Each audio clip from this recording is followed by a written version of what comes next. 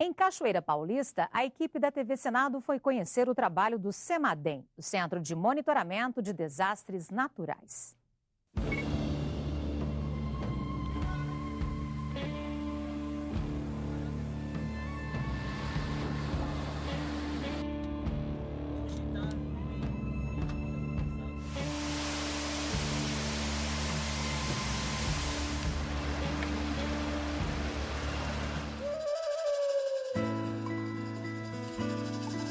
É possível prever onde e quando vai acontecer o próximo desastre natural? As enxurradas, você tem a capacidade de prever isso através de radares meteorológicos com 2 horas de antecedência, 3 horas de antecedência. Grandes deslizamentos de encosta, você tem um tempo hábil de emitir um alerta com um pouco mais de tempo, com 6 até 10 horas de antecedência. E até bem pouco tempo atrás, nem isso era possível. Diferentes órgãos do governo trabalhavam com a previsão do tempo e o mapeamento das áreas de risco, mas faltava coordenação entre eles. Depois da tragédia na região serrana do Rio, o governo federal começou a dividir tarefas. O Serviço Geológico do Brasil, criado em 1969 para pesquisar jazidas naturais, acumulou uma nova função: monitorar as regiões sujeitas a desastres naturais. Para definir o grau do risco, para dizer se é uma área que tem um risco mediano, se é uma área que tem um risco alto, se é uma área que tem um risco muito alto. Com as informações sobre as áreas de risco, o passo seguinte é construir uma rede eficiente para a previsão do tempo. O Brasil tem hoje menos de 500 pluviômetros, usados para medir a quantidade de chuva. O Japão, que é do tamanho de Santa Catarina mais o Rio Grande do Sul, tem 17 mil equipamentos. A maior parte dos aparelhos aqui no Brasil ainda é manual. 4 vezes por dia, um operador precisa anotar o volume de água coletado e repassar a informação para a central meteorológica. Deu 23,3 milímetros. Até 2014, a meta do governo é instalar 4.100 pluviômetros automáticos como esse. Aqui nós estamos simulando a chuva. Quando ele enche, né, esse recipiente, quando ele coletar uma certa quantidade de volume de chuva, ele vai transbordar isso daqui e essa água será coletada, vai medir um pulso. Esse pulso vai estar correlacionado com uma certa quantidade específica de chuva. O Plano Nacional de Gestão de Riscos e Resposta a Desastres Naturais prevê ainda a compra de 9 radares meteorológicos, 286 estações hidrológicas, 100 estações agrometeorológicas, 500 sensores de umidade do solo e 286 de deslizamento. Todos os dados recolhidos pela rede de pluviômetros e radares meteorológicos vêm para o CEMADEM, o Centro Nacional de Monitoramento e Alertas de Desastres Naturais. Aqui em Cachoeira Paulista, no interior de São Paulo, um grupo multidisciplinar opera um sistema de prevenção de catástrofes.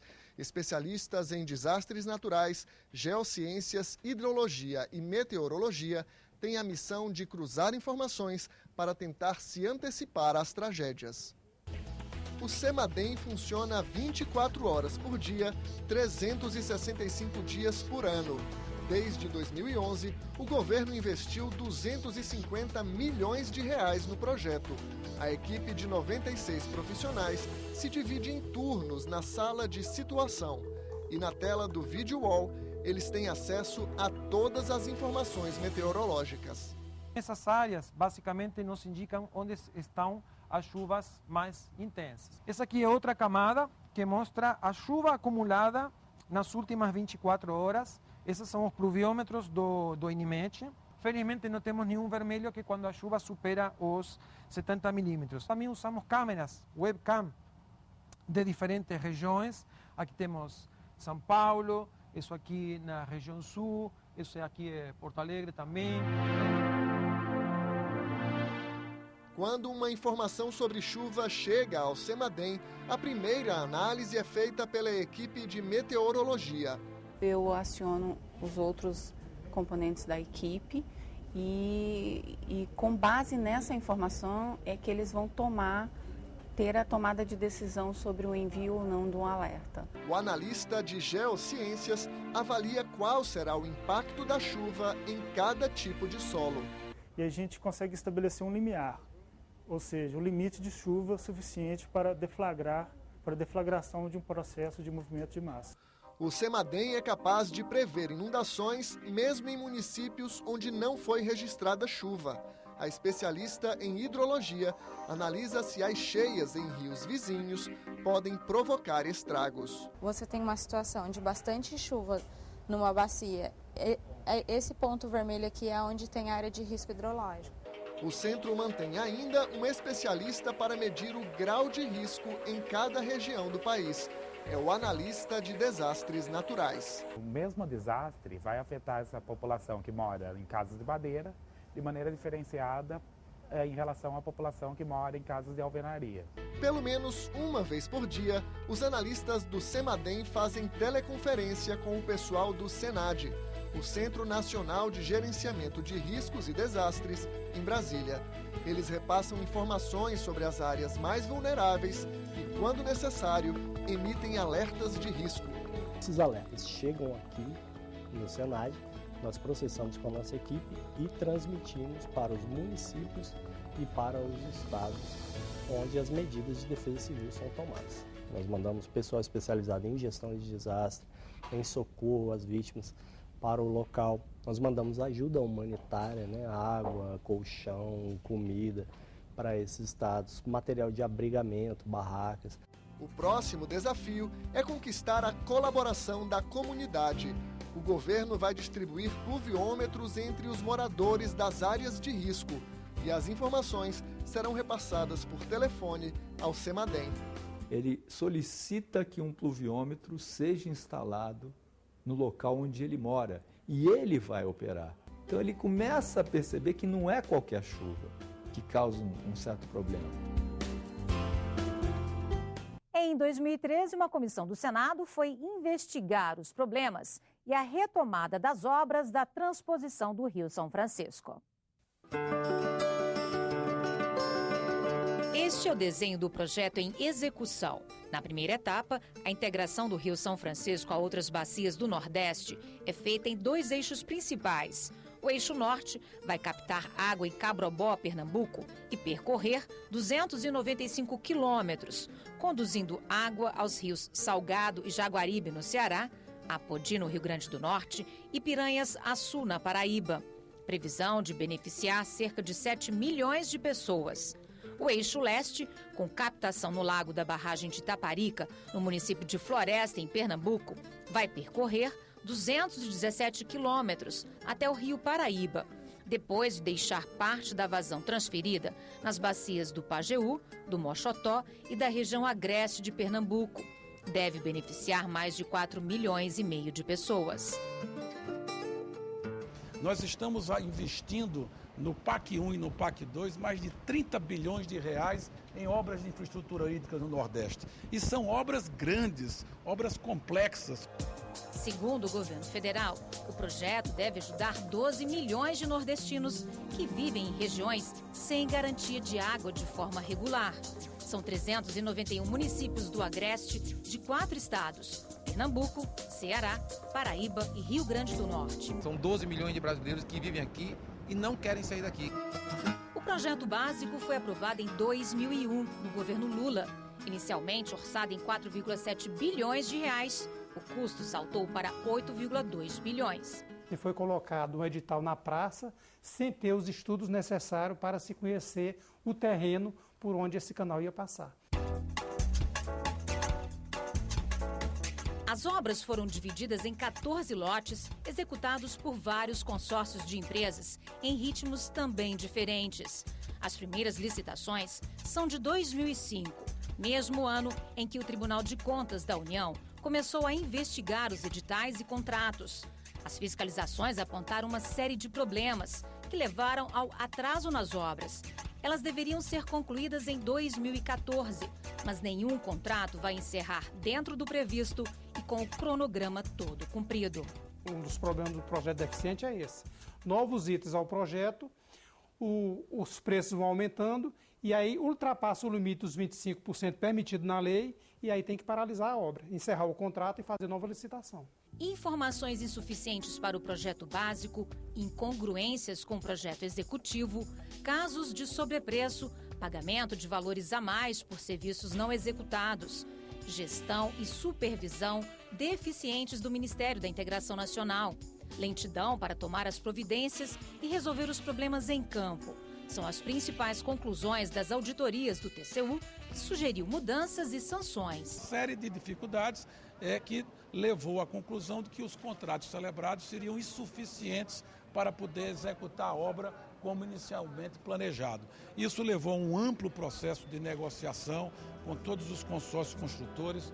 Os contratos foram renegociados e os saldos de obra que não couberam dos contratos originais foram motivos de novas licitações. Acompanhamos as 2 primeiras visitas dos senadores da Comissão Externa do Rio São Francisco às obras. No Eixo Norte, a comitiva foi conferir a construção de 2 túneis com 21 quilômetros total de extensão. Os senadores percorreram parte do túnel Cuncas 1, que é escavado na rocha a um ritmo de 30 metros por dia.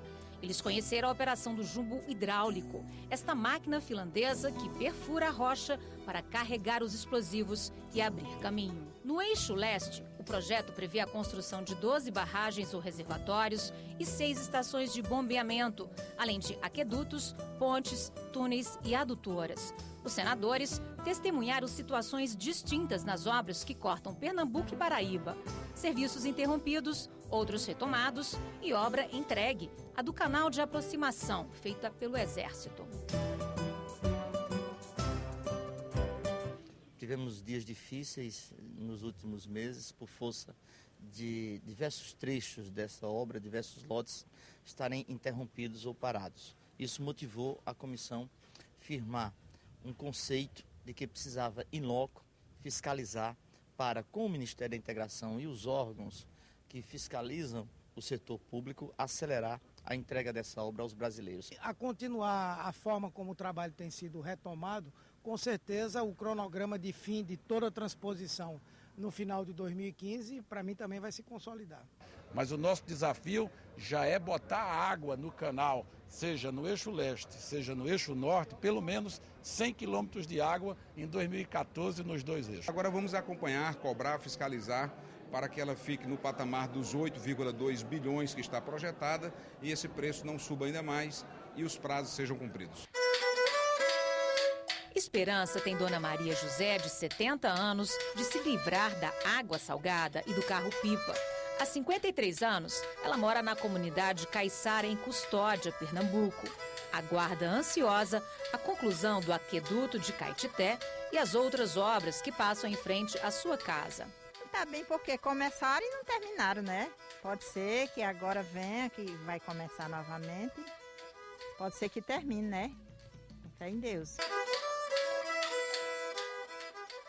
O Cerrado, um dos mais importantes biomas do país, já perdeu metade da área e ainda é pouco conhecido dos brasileiros.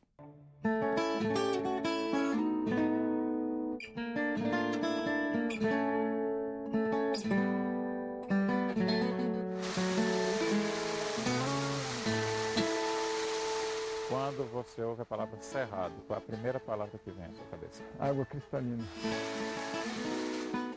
Riqueza. Cerrado hoje em dia é destruição, que eu penso.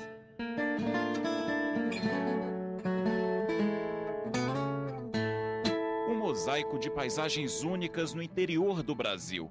O Cerrado tem muitas faces. Nós temos a segunda maior biodiversidade no Brasil. O bioma Cerrado só perde em biodiversidade, diversidade genética, pelo bioma amazônico. O Cerrado é muitos em um só. Diversidade que se apresenta em 5 diferentes fisionomias. O campo limpo, com áreas campestres amplas, sem arbustos. O campo sujo, grande área terrestre com arbustos. A mata de galeria, que fica perto dos rios.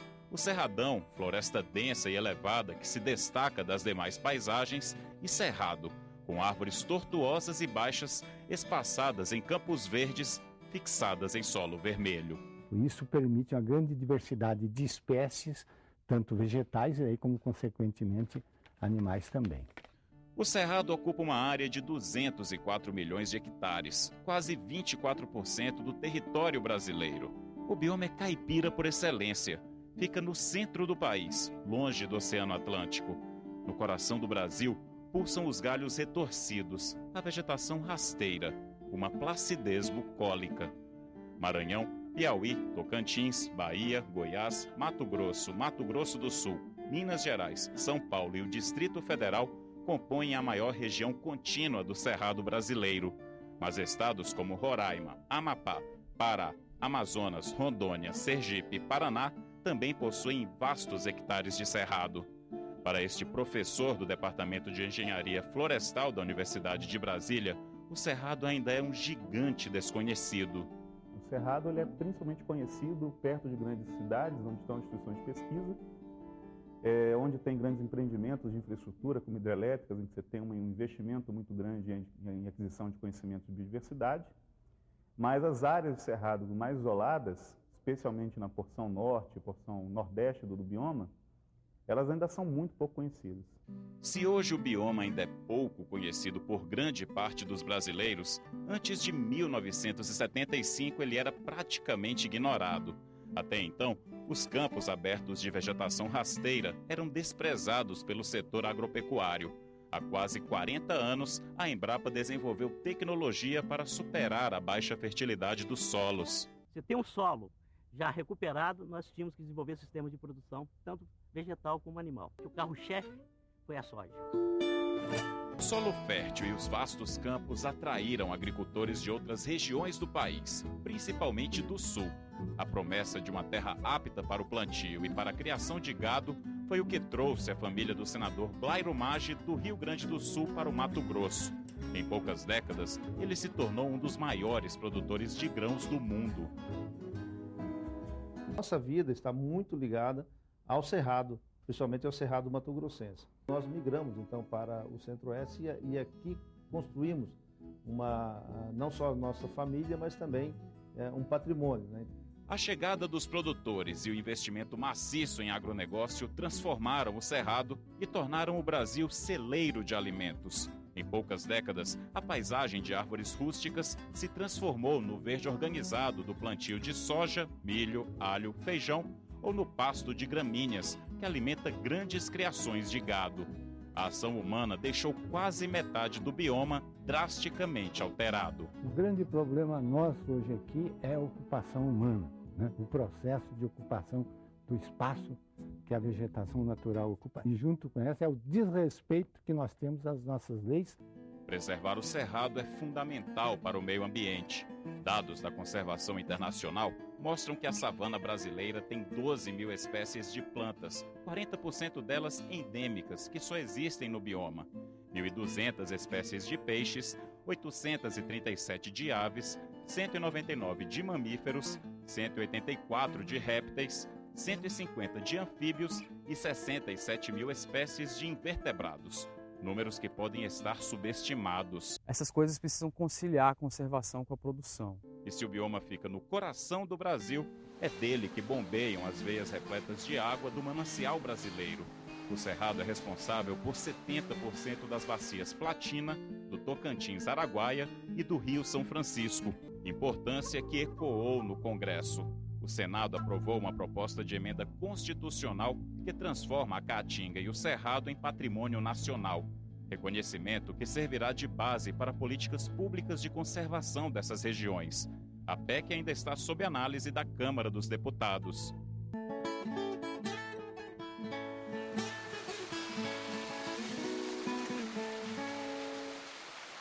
Veja a seguir o drama dos haitianos no Brasil, o debate sobre a regulação da publicidade infantil, os 25 anos da Constituição de 88. A retrospectiva do Repórter Senado volta em instantes.